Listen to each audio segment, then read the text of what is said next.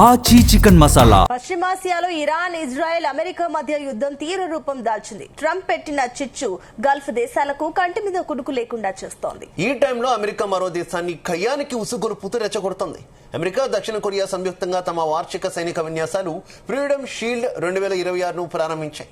ఇక పశ్చిమాసియాలో అమెరికా యుద్ధంలో ఉన్నప్పటికీ కొరియా ద్వీపకల్పంపై కూడా తన పట్టు ఉందని నిరూపించుకునేందుకు అగ్రరాజ్యం ఈ విన్యాసాలు నిర్వహిస్తోంది.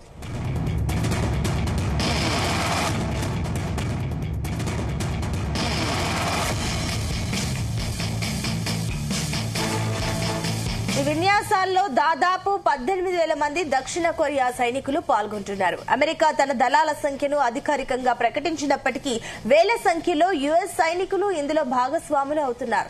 మార్చి 9న ప్రారంభమైన ఈ విన్యాసాలు ఈ నెల 19 వరకు, అంటే మొత్తం 11 రోజుల పాటు కొనసాగుతాయి. సాధారణంగానే ఇలాంటి విన్యాసాలను ఉత్తర కొరియా తనపై దురాక్రమణకు రిహార్సల్స్ గా భావిస్తుంది. ఉత్తర కొరియా అధినేత కిమ్ జోంగ్ ఉన్ ఇటీవల జరిగిన రాజకీయ సమావేశంలో అమెరికా, దక్షిణ కొరియాలను తమ ప్రధాన శత్రువులుగా ప్రకటించారు. ఈ విన్యాసాలకు నిరసనగా ఉత్తర కొరియా మళ్లీ క్షిపణి పరీక్షలు నిర్వహించే అవకాశం ఉందని నిపుణులు హెచ్చరిస్తున్నారు.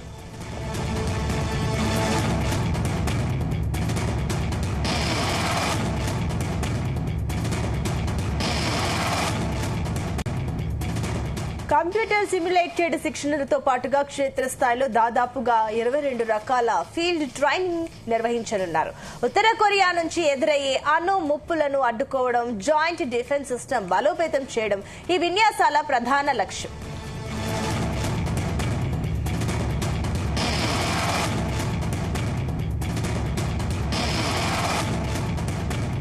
మరోవైపు అమెరికా తన రక్షణ వ్యవస్థలోని కొన్ని కీలక ఆస్తులను దక్షిణ కొరియా నుంచి పశ్చిమాసియాకు తరలిస్తుందనే వార్తలు ఇటీవల వెలువడ్డాయి. అయితే దీనివల్ల దక్షిణ కొరియా రక్షణకు ఎలాంటి ముప్పు ఉండదని, తాజా విన్యాసాలు తమ సంసిద్ధతను చాటుతాయని ఇరు దేశాల రక్షణ శాఖ అధికారులు స్పష్టం చేశారు. ప్రపంచం ఒకవైపు చమురు సంక్షోభం, పశ్చిమాసియా యుద్ధంతో సతమతమవుతుంటే అమెరికా, దక్షిణ కొరియా విన్యాసాలు ఆసియా ప్రాంతంలో ఒకవేళ ఇక్కడ పరిస్థితి విషమిస్తే ప్రపంచం మారు యుద్ధ సంక్షోభాన్ని ఎదుర్కోవాల్సి వస్తుందని విశ్లేషకులు భావిస్తున్నారు.